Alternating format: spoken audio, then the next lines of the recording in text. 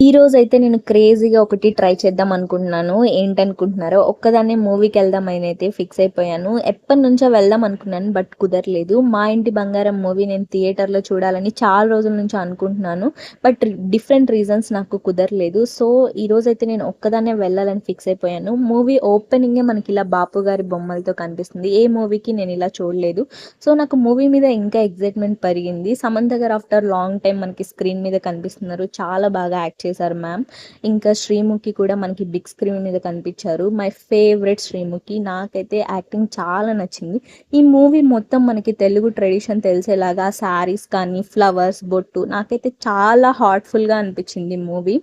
చాలా రియలిస్టిక్‌గా అనిపించింది. మూవీ లాగే అనిపించలేదు. నందిని మ్యామ్ చాలా బాగా తీశారు మూవీ.